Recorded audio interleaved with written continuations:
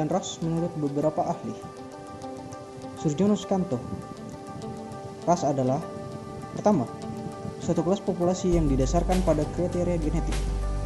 Kedua, kelas dari genotipe. Dan ketiga, setiap populasi yang secara genetis berbeda dengan populasi lainnya. Dr. J. Verkut. Pengertian ras sungguh-sungguh menunjukkan suatu realitas, suatu kenyataan, dan bukan bersifat fiktif belaka. Ras terutama menyangkut pengertian hayati atau biologis yang dapat dibedakan antara ras yang satu dengan ras yang lainnya. Hugo F. Reading. 1.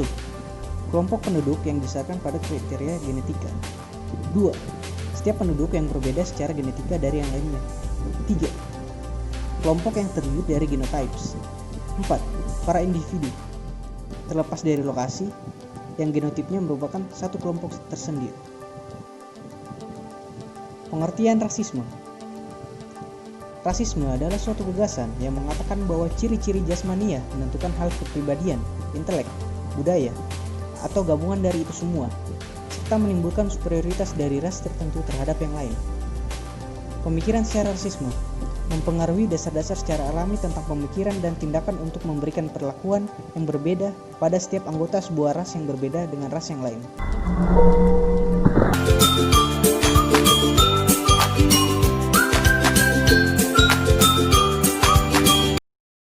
Saya akan membawakan materi yaitu rasialisme. Rasialisme adalah suatu penekanan pada ras atau pertimbangan rasial. Kadang istilah ini merujuk pada suatu kepercayaan adanya dan pentingnya kategori rasial. Dalam ideologi separatis rasial, istilah ini digunakan untuk menekan perbedaan sosial dan budaya antar ras. Walaupun istilah ini kadang digunakan sebagai kontras dari rasisme, istilah ini dapat juga digunakan sebagai sinonim rasisme. Prinsip dasar teori ras kritis. Rasisme bukan merupakan suatu penyimpangan, hal itu normal dan mewabah pada kehidupan di Amerika. Hal itulah yang membuatnya sulit untuk diselesaikan. Banyak di antara penduduk yang tidak memiliki dorongan untuk membasmi rasisme. Para elit kulit putih mendapatkan keuntungan material dari hal tersebut melalui eksploitasi orang kulit hitam dan kelompok minoritas lainnya. Ras bukanlah suatu realitas objektif atau tetap, itu adalah konstruk sosial yang terus berubah seiring waktu. Gagasan ini menempatkan teori ras kritis secara umum sejalan dengan pendekatan konstruksionis sosial dalam sosiologi. Rasialisasi berdasarkan perbedaan melibatkan cara-cara masyarakat yang lebih dominan merealisasi beberapa kelompok yang berbeda-beda dalam waktu berbeda-beda sebagai respon terhadap kebutuhan pergantian seperti pasar tenaga kerja.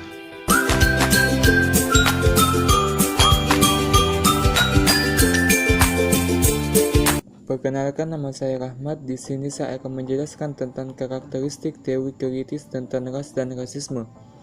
Yang pertama, teori kritis ras dan rasisme tidak sekedar kajian ras dan rasisme. Mereka berusaha untuk menghadapi ketidaksetaraan sosial dan memajukan keadilan sosial. Yang kedua, teori kritis ras dan rasisme menghindari semua oposisi biner dan memandang segalanya dari perspektif entitas yang saling silang. Pandangan seperti itu membutuhkan sebuah metode penelitian yang multifasat. Yang ketiga, teori kritis ras dan rasisme secara inheren bersifat multidisipliner. Yang keempat, teori kritis ras dan rasisme menggunakan dan mengembangkan interseksionalitas, mencermati hubungan antara ras dan rasisme dan gender, etnisitas, kelas sosial, seksualitas, dan bangsa.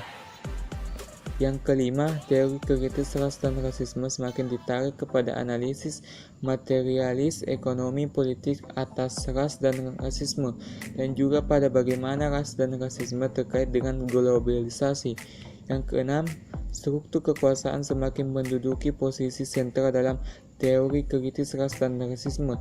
Perhatian yang sebelumnya pada kekuatan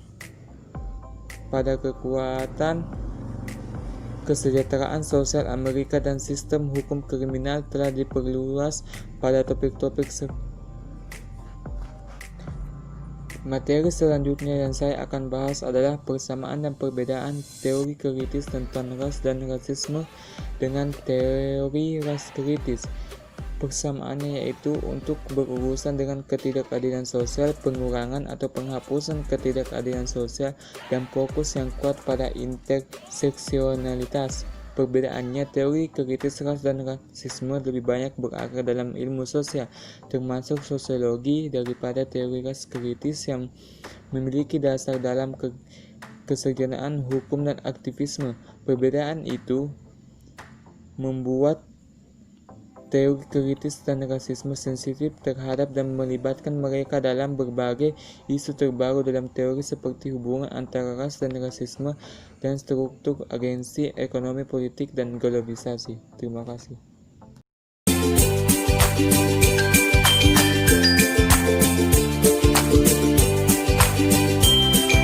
William Edward Burghardt Du Bois atau lebih dikenal dengan W.E.B. Du Bois lahir pada tanggal 23 Februari 1868 di Great Britain, Massachusetts. Dia adalah seorang sejarawan Amerika keturunan Afrika pada abad ke-20 dan juga dikenal sebagai novelis, penyair, cendekiawan, publik, wartawan, aktivis atau pemimpin, dan sosiolog.